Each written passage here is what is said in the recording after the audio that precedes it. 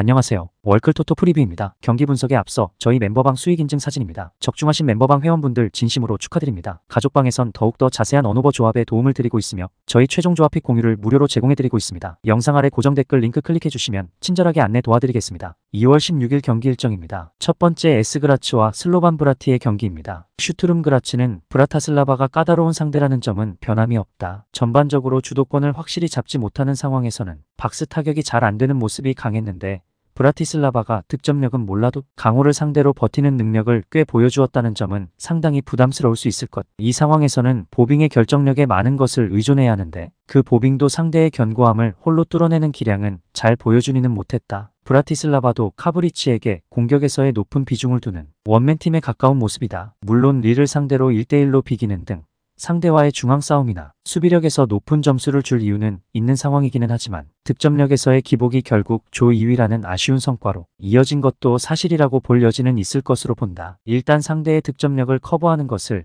1차적으로 기대해 볼 수 있을 것. 브라티슬라바가 적어도 비비는 상황에서는 좋은 면모를 보여줄 수 있을 것으로 보이기는 한다. 리를 상대로도 아주 밀리는 상황은 아니었던 양상. 물론 원맨팀의 한계를 공격에서 보여주고 있는 상황이라서 일반승은 리스크가 있는 상황이고 언더와 원정팀의 핸디 승리를 점치는 것을 추천할 수 있을 것 같은 상황. 두 번째 위니용 생길루즈과 프랑크푸르트의 경기입니다. 생질루아스는 리버풀을 상대로 마지막 경기에서 승리를 기록하는 등 전력이 유럽 무대에서 안 통할 정도는 아니다. 다만 해당 경기는 리버풀이 상당히 힘을 뺀 상황이었고 UEL에서도 득점력에 있어서 기복이 상당히 있었다는 점은 사실. 전반적으로 압박에 능한 팀을 상대로는 전진성이 둔화되는 기색이 짙었는데 프랑크푸르트가 공격은 몰라도 적어도 활동량 기반의 면모로 견고함을 어느 정도는 기대할 수 있는 전력이다. 프랑크푸르트는 득점력 기복이 상당히 아쉬운 양상이다. 물론 UECL에서는 초반 마모루시가 감을 잡지 못하던 상황에서의 성적이 끼어있는 것이 사실이지만 마모루시가 부진한 상황에서는 득점력이 두각을 보이는 경우가 작다는 점은 확실한 모습. 일단 원정이기도 하고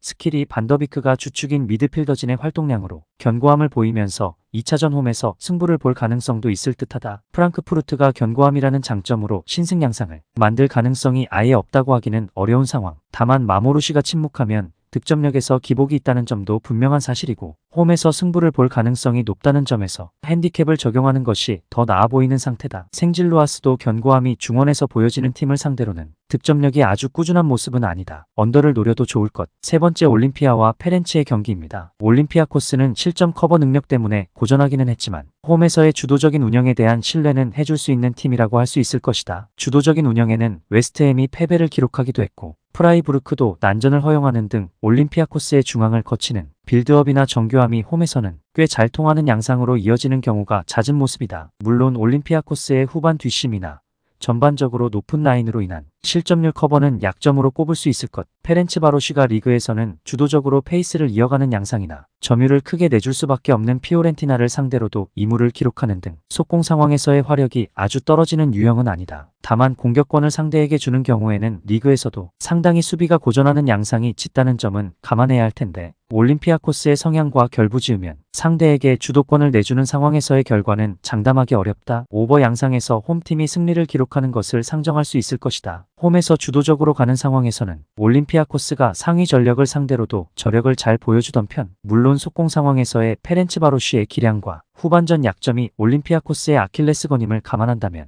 기본적으로는 난전을 생각해야 옳을 것. 네 번째 몰대와 레기아의 경기입니다. 몰대가 UEL에서 잘한 전력이라고 하기는 어려울 듯하다. 꼴찌로 일찌감치 떨어진 해켄만 2번을 잡아냈을 뿐 일단 상대의 점유를 제대로 방해한 모습은 아니었고 오픈 플레이에서도 해켄을 상대로만 빛을 발휘했을 뿐 세트피스에 대한 의존도가 매우 높았던 것이 사실이었다. 레기아가 오히려 강호들을 상대로 보여준 저력이 더 인상적이었다고 판단할 근거도 충분할 듯. 레기아는 원정에서 빌라나 알크마르 같은 상위 전력을 상대로는 졌지만 그렇다고 해서 무기력한 모습은 아니었다. 오히려 알크마르와 빌라를 이긴 경기를 치르기도 하는 등 저력이 상당히 괜찮은 모습. 점유가 낮아진 상황에서도 공을 박스 안으로 투입하는 상황에서는 우시가 보여주는 득점력이 제법 괜찮은 모습. 리그나 유럽 대항전에서 상위 전력을 잘 커버하는 모습은 아니었지만 몰대가 보여준 경기력이 상위 전력이라고 볼 여지는 크지 않다. 레기아가 기선을 어느 정도 제압을 해도 이상하지는 않을 듯. 몰대가 해켄전 정도가 아니면 수비나 공격이나 그다지 인상적인 모습은 아니었다. 오히려 빌라나 알크마르 같이 강호들을 상대로 보여준 것이 있는 레기아가 무대는 다르지만 더 인상적인 면모를 많이 보여주었다고 해도 과언은 아닐 것. 추천 배팅 드립니다. 가족방 입장은 고정 댓글 확인하시고 문의 주시면 실시간으로 무료 조합픽 받아보실 수 있으십니다. 오늘도 유익하셨다면 구독과 좋아요 부탁드립니다.